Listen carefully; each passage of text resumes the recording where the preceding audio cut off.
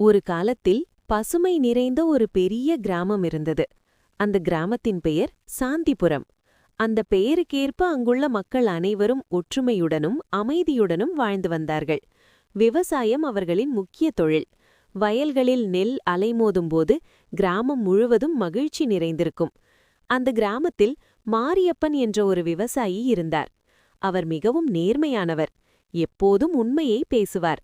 பிறருக்கு தீங்கு செய்வதை கனவிலும் நினைக்காதவர். அவருக்கு ராமு என்ற ஒரு மகன் இருந்தான். ராமு சிறுவயதிலிருந்தே தந்தையின் நேர்மையையும் உழைப்பையும் பார்த்து வளர்ந்தான்.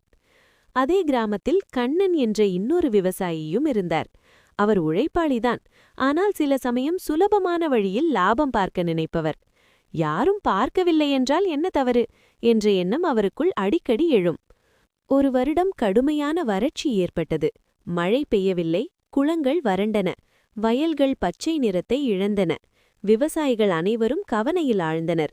அரசு கிராமத்திற்கு தண்ணீர் விட ஒரு பெரிய கால்வாய் அமைக்க முடிவு செய்தது.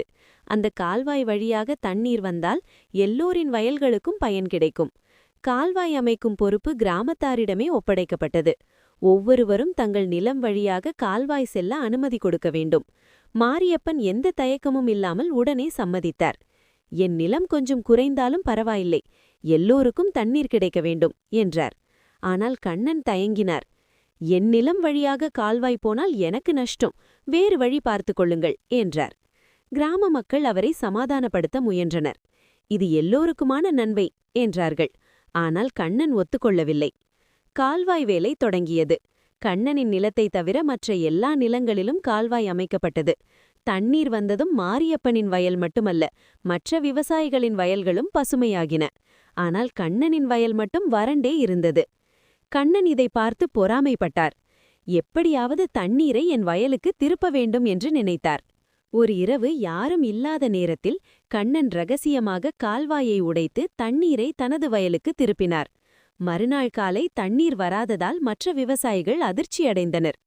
என்ன நடந்தது என்று அனைவரும் ஓடி வந்தனர். கால்வாய் உடைந்திருந்தது.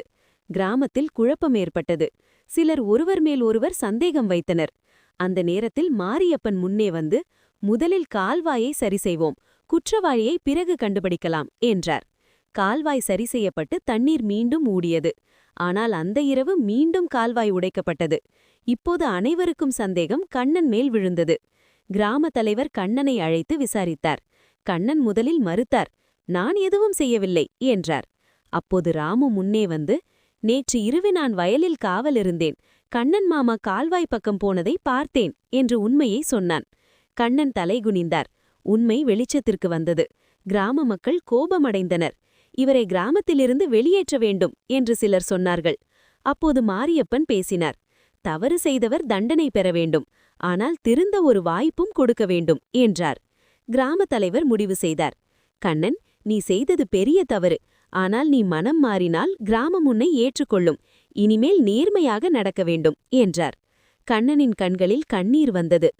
என் சுயநலத்தால் எல்லோருக்கும் கஷ்டம் வந்தது. இனிமேல் இப்படி செய்ய மாட்டேன் என்று மன்னிப்பு கேட்டார். அன்று முதல் கண்ணன் மாறினார். கால்வாய் பராமரிப்பில் முனைப்புடன் ஈடுபட்டார். மற்றவர்களுக்கு உதவினார். அவரது வயலும் மனமும் பசுமையாகியது. ராமு தந்தையிடம் கேட்டான்.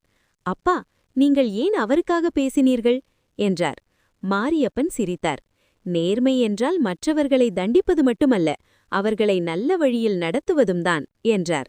சாந்திபுரம் மீண்டும் அமைதியான கிராமமாக மாறியது. அந்த கிராமத்தின் வரலாற்றில் இந்த நிகழ்வு ஒரு பாடமாக மாறியது. நீதிக்கதை. சுயநலம் தற்காலிக லாபம் தரலாம், நேர்மை மட்டும் நிரந்தர மரியாதையை